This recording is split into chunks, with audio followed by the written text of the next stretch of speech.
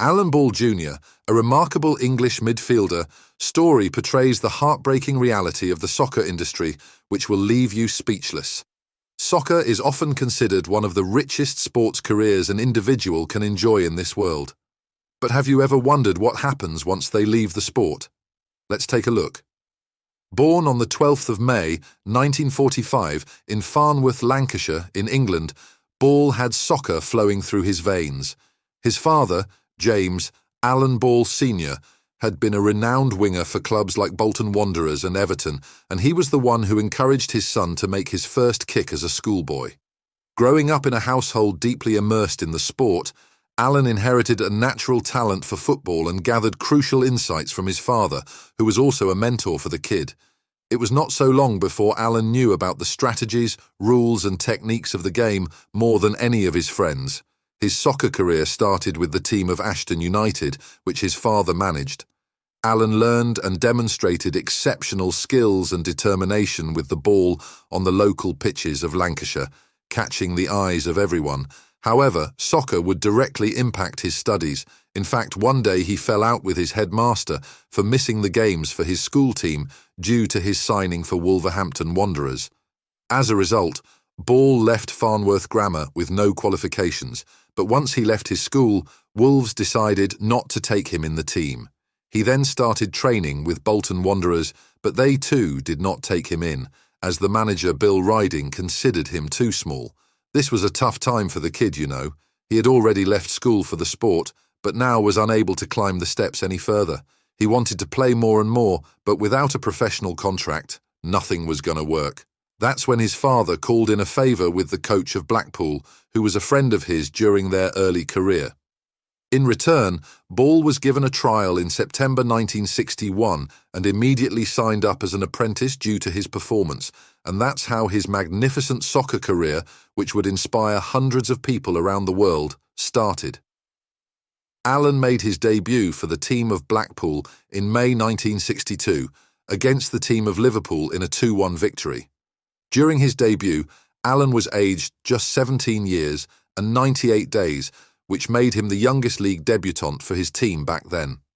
Alan constantly contributed to the success of Blackpool with his midfield playmaking and tactical skills on the field.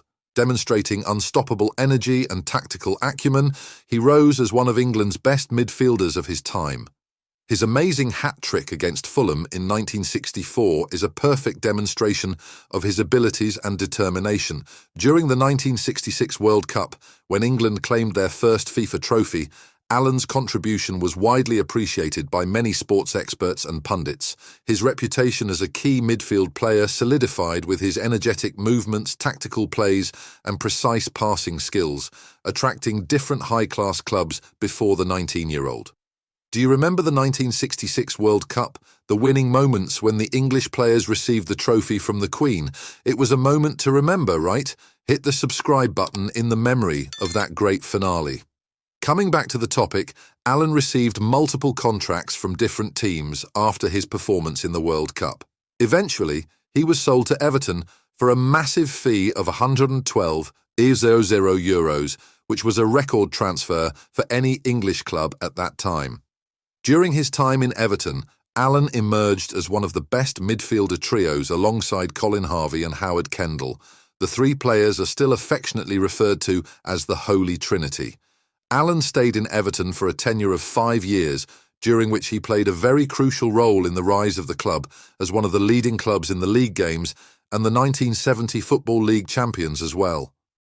In his 208 games for the club, Alan scored 66 magnificent goals, which only enhanced his reputation as a great midfielder. At just the age of 26, Ball was already regarded as one of the best midfielders in England, and he was flying through the skies on a high. He was transferred to Arsenal in December 1971, again for a record amount of €220,000. However, Arsenal didn't turn out to be the best place for Ball, as he constantly missed his games due to injuries, and the regular team was dismantled due to their poor performances. Although Ball remained as one of the quality players in the new side, his injuries had made him look a bit slower, a bit easier and a bit softer. After appearing in 217 games for Arsenal, Ball scored 52 goals and then was signed up by Southampton. Ball also returned to his former club Blackpool in February 1980 as a player-manager for the team. However, things did not turn out well for either Blackpool or Allen, and the contract was terminated in 1981 amidst heated circumstances. It wasn't a very happy moment for Ball.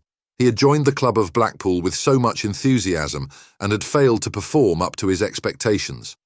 However, a bigger moment of sadness and grief came for him in 1982 when his father died in a car crash in Cyprus. His mentor was gone, and now he had no one to seek guidance from as he used to do before. In such harsh situations, his wife Leslie and the other members of the family consoled him and supported him, giving him power and strength. Soon, Ball resumed his managerial career at Portsmouth in 1984, and this turned out to be a huge success. Under his management, Portsmouth even got promoted to the top flight in 1987. However, his personality clash with the club's chairman Jim Gregory made him leave the club in 1989. Ball also served as a manager for other clubs like Stoke City, Southampton, and Manchester City. But it didn't turn out very great for him, so he retired in 1999 at the age of 54, leaving football once and for all. Now coming to his personal life. Allen lived a rather sad and sorry personal life. On one hand, when the English midfielder was playing with his opponents on the field, he struggled to find happiness off the field as his beloved wife and youngest daughter were both diagnosed with major illnesses. His wife, Leslie, whom he married on the 21st of May 1967, had been suffering from ovarian cancer, which is one of the most dreadful diseases of all. It takes too much of your strength, your resilience, and physical endurance to fight this battle. But still, Leslie fought very bravely for a period 3 years before she passed away in 2004 at the age of 57. With Leslie gone, Allen's life became dark, and a series of unforgettable struggles started for him. Living a sad and lonely life, Allen remained in their family home in Warsash in the company of his childhood friend Valerie Beach. The player who not once but twice made the record for the most expensive signings in English clubs back then was now struggling with financial problems, and these weren't those rich man problems, like he couldn't afford to go to clubs and all. He faced real problems where he found it difficult to even feed his family. You can only imagine the depth of Allen's financial problem by knowing that he had to sell his World Cup winners' medal and commemorative tournament cap in order to gather money and raise his kids. When asked about this decision of his, he answered, "They are just trinkets that take up space. I don't think I've even looked at them for years. My memories of the World Cup are more important than those things to me, and my family are even more important." Ball's life is a clear example for all of us that no matter how our present is, the future can always change, from bad to good and from good to bad too, but we shouldn't frighten ourselves and lose hope. If we really want to feed our family or fulfill whatever important needs we have, we can find a way. Allen's life after retirement was a very sad life that no one can hope for, especially for a soccer player like he was. With his wife gone and the huge financial crisis he was facing, he was broken. And finally, the unfortunate moment came, and Ball left us in 2007. During that morning, Allen was attempting to put out a blaze in his garden that had started when a bonfire reignited heavily, and he faced a sudden heart attack, and he left the world for good at the age of 61.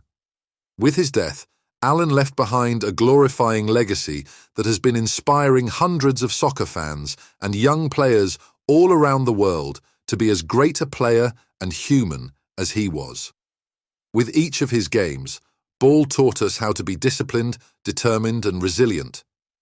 Allen's funeral was held in Winchester Cathedral, and his colleagues, rivals and fans, everyone joined the occasion to pay him the tribute he deserved. The flat cap that he had become well known for wearing was placed on top of his coffin to pay him respect. Today, Sir Allen Ball Jr. may not be with us, but his life has been a perfect example of the reality of life for all of us. The ups and downs he faced during his lifetime, both personal and professional, could have broken any man easily. But Ball kept fighting, as if it was a World Cup final, and he had to be there. Lastly, as we come to the end of the video, we should learn the value of human resilience and how it can help us achieve greatness despite the uncertainties of our personal lives. Alan Ball's contribution to the England team is undeniable, and he keeps on inspiring generations of players and fans alike. Hit the subscribe button if this inspiring story of Sir Alan Ball Jr. has touched you. We keep bringing such thoughtful videos regularly, so make sure you stay tuned.